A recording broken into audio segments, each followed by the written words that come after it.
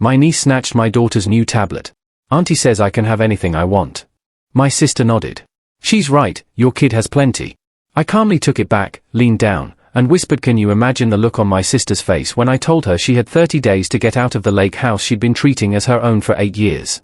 Because that's what happened when her daughter, my niece, dared to snatch my own daughter's birthday present, and my sister said, she's right. Your kid has too much anyway. Maya never gets nice things like this. It's only fair. The living room went silent. My wife's hand found mine. My daughter's eyes filled with tears. I smiled. The kind of smile I perfected in 12 years of police work. The smile that meant I was done negotiating. My name is Simon Reeves. I'm 39 years old, and I've been a police officer for 12 years in a small town in upstate New York. Most people see the uniform and think they know who I am. What they don't know is that before I became a cop, I inherited a lake house from my grandparents worth about $340,000. A beautiful 3-bedroom property on Lake George with a private dock and mountain views. For 8 years, I let my sister Jessica and her family use it for free family weekends. They'd invite relatives, throw parties, treat it like their personal vacation home. I never asked for rent or utilities. I just wanted my family to enjoy something our grandparents had loved. I never imagined that generosity would turn my sister into someone who thought she was entitled to my daughter's birthday presents. Let me back up to how we got to Emma's birthday party, because understanding my sister requires understanding how we grew up. Jessica is 3 years older than me.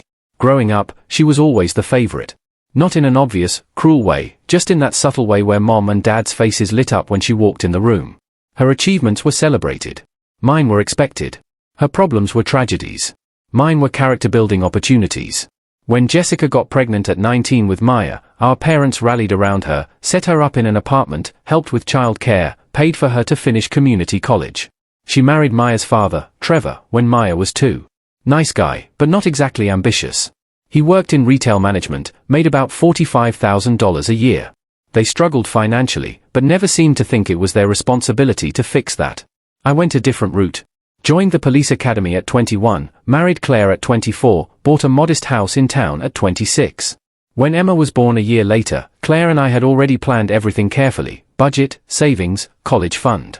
We lived within our means. My grandparents died when I was 31, both within 6 months of each other.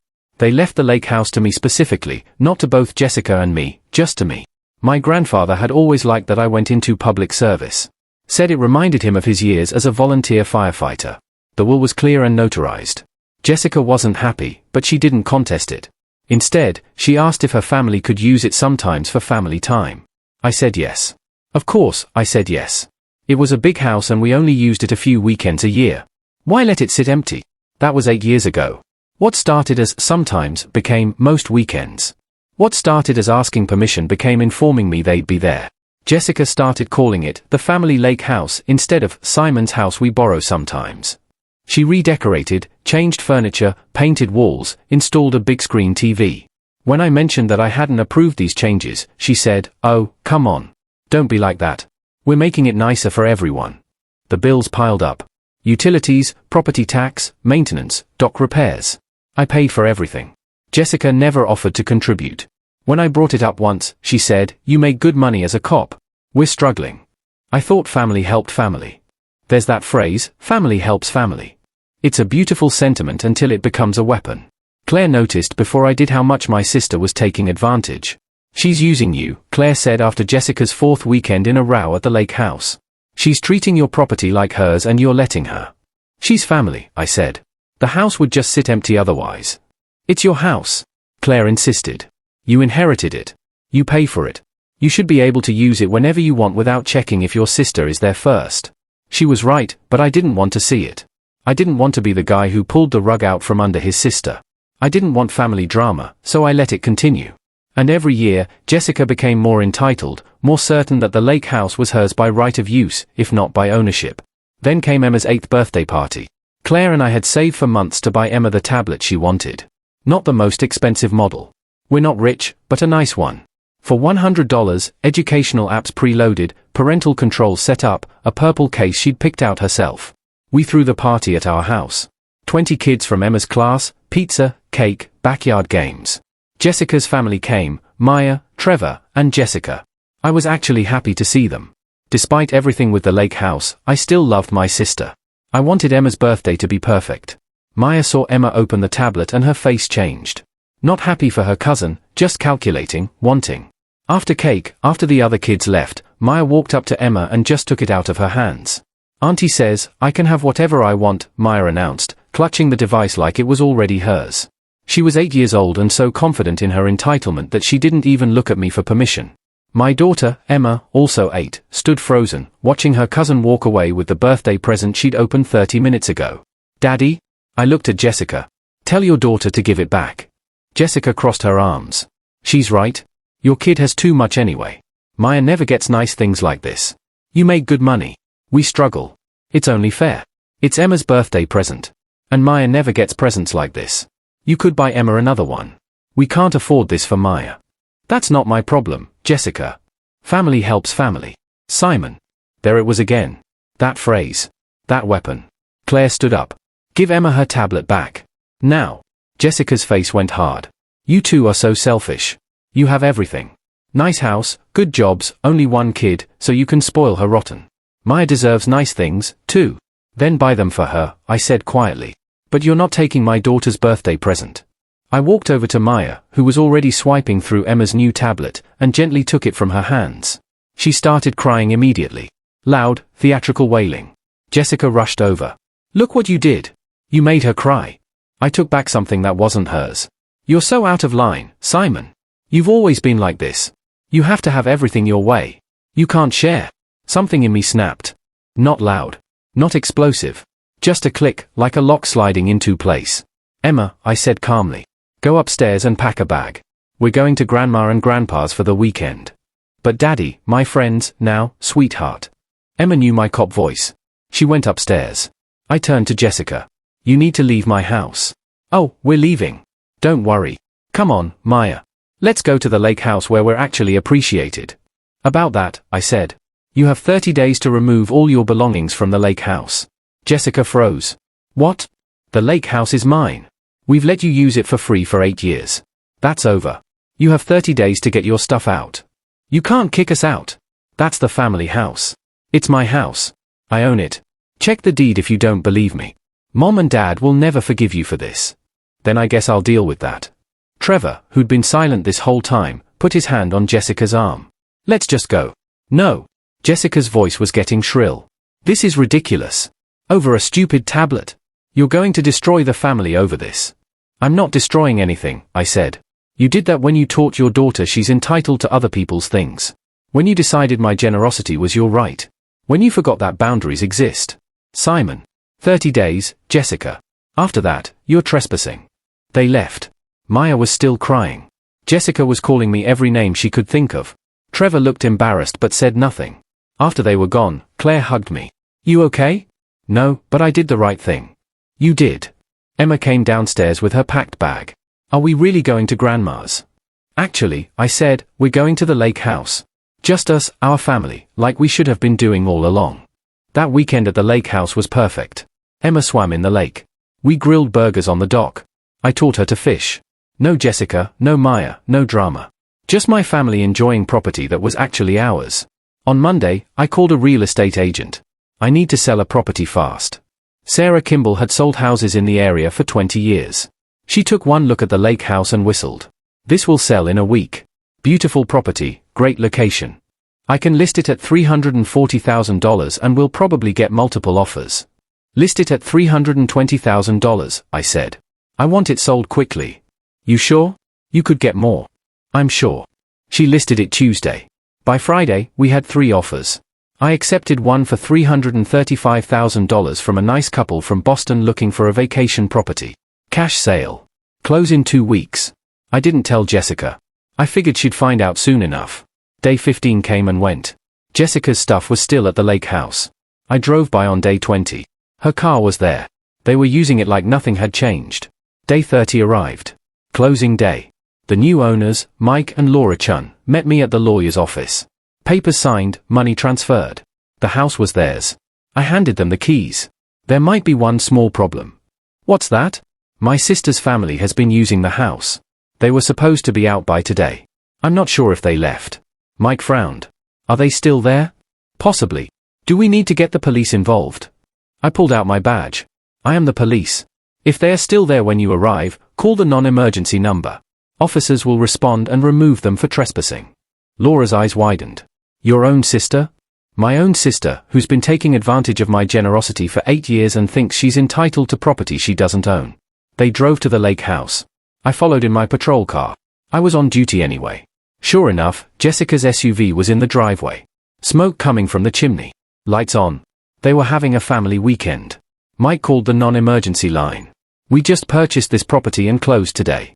The previous owner's relatives are inside refusing to leave. We need them removed for trespassing. Dispatch sent 2 units. I watched from my car as my colleagues arrived. Officer Martinez knocked on the door. Jessica answered, smiling, then saw the uniforms, and the smile vanished. Can I help you? These people are the legal owners of this property as of today. They're asking you to leave? There must be some mistake. This is my family's house. It's not. According to property records, this house was owned by Simon Reeves until this morning when he sold it to Mr. and Mrs. Chun. You need to gather your belongings and leave.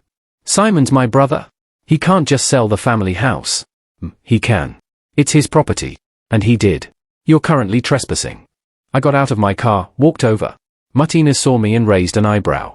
Officer Reeves, this your family? Unfortunately. Jessica's face went from confused to furious. You sold it. You actually sold it. I told you that you had 30 days to remove your belongings. Today is day 30. You chose not to listen. I thought you were bluffing. I don't bluff, Jessica. I gave you clear instructions. You ignored them. Where are we supposed to go? We had plans here this weekend. Not my problem anymore. Officer Martinez, the owners would like the property cleared. Martinez nodded. You have 10 minutes to gather your immediate belongings and leave.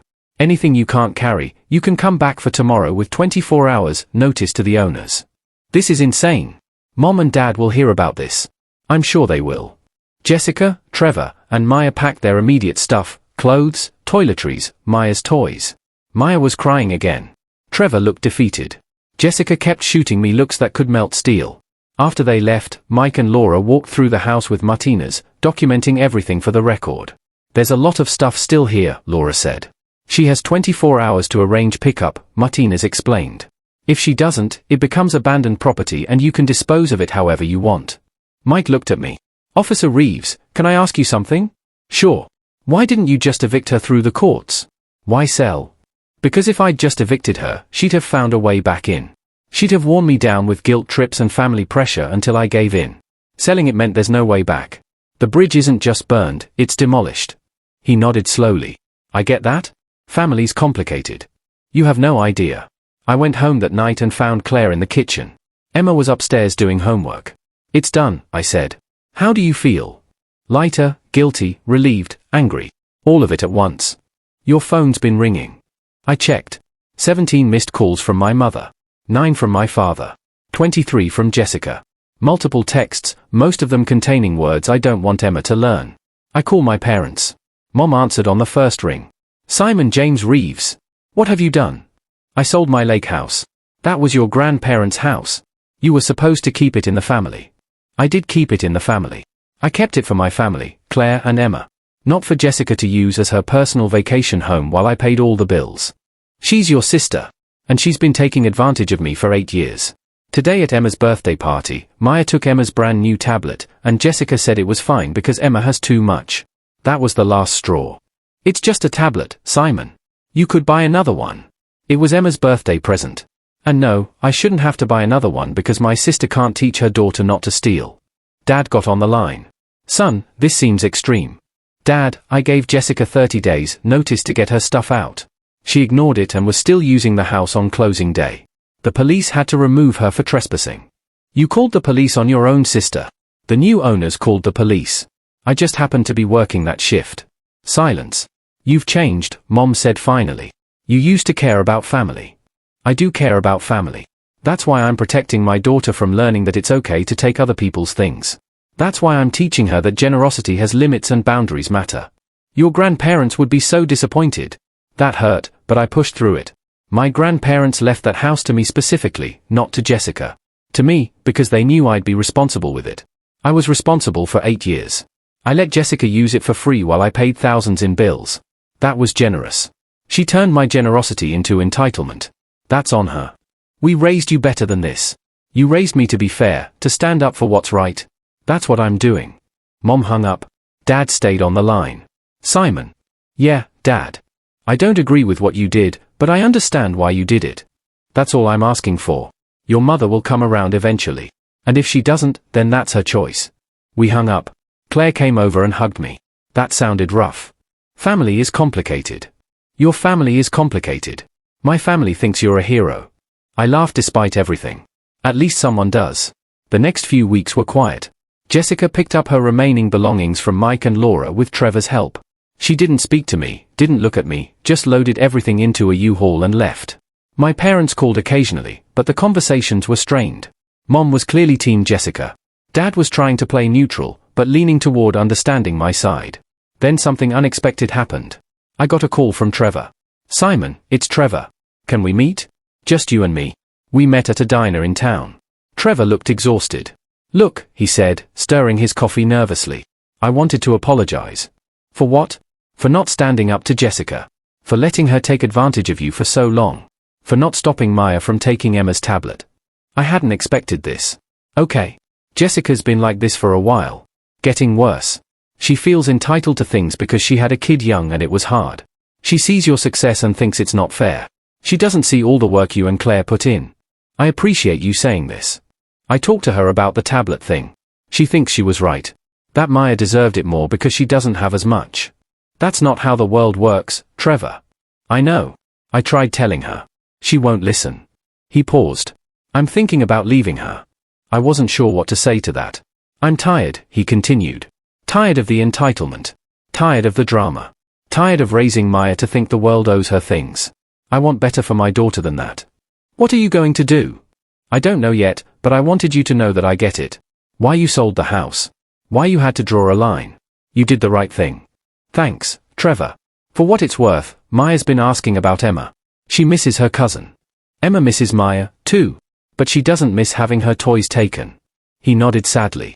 Yeah. We finished our coffee and went our separate ways. 3 months later, I heard through Dad that Trevor had filed for divorce and was seeking joint custody.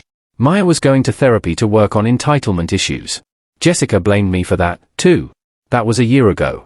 Now, Emma is 9. We've used the money from the lake house sale to set up a college fund that will fully cover her tuition at any state school. We took a real family vacation, Disney World, just the 3 of us. We bought a small camper and explore state parks on weekends. We don't have a lake house anymore, but we have peace. We have boundaries. We have a daughter who's learning that you can't just take things that don't belong to you. Jessica and I don't talk. Mom's still mad, though she's softened a little. Dad and I have lunch once a month, and our relationship has actually improved. Turns out standing up for yourself earns some respect. Trevor has Maya every other week, and he's doing good work undoing 8 years of entitlement conditioning. She's slowly learning. Emma and Maya have supervised video calls sometimes. Baby steps toward maybe being cousins again someday. I'm not sorry I sold the lake house. Not even a little bit. Because here's what I learned. Generosity without boundaries isn't generosity. It's enabling. And family doesn't mean you accept being treated poorly. It means you have higher standards for how people treat each other. Not lower ones. My grandparents left me that house to enjoy, to share with people I loved, to create good memories. For 8 years, I did share it. But somewhere along the way, sharing became surrendering. Generosity became obligation. And my sister forgot that just because someone is generous with you doesn't mean they owe you everything forever. The lake house is gone. But my daughter learned something more valuable than any vacation property could ever be. That her father will protect her. That boundaries exist for a reason. That you don't have to accept being taken advantage of, even by family, especially by family. My grandmother used to say, being kind doesn't mean being a doormat. It took me 39 years and 1 stolen tablet to understand what she meant. So, here's what I want to know, was selling the lake house too extreme, or exactly what the situation required? Because I genuinely can't decide. Part of me thinks I could have just enforced boundaries without nuking everything. Evict Jessica, keep the house, use it with my family. Problem solved. But another part of me thinks I read the room perfectly. That Jessica would never have stopped. That family pressure would have worn me down, and that the only way out was to eliminate the asset entirely. What do you think? Was this a healthy boundary or too drastic? Could I have handled it differently and gotten a better outcome? Or was this always going to end in either total severance or lifetime doormat status, with no middle ground? And here's the uncomfortable follow-up: if you were Trevor, would you have stayed? Because he watched this whole dynamic for years and said nothing until it was too late. Is he a victim here, or an enabler? Drop your thoughts below. I need to know how other people see this because I'm genuinely torn. Pack your things. By nightfall, the lake house they'd enjoyed for free was sold. When the new owners changed the locks,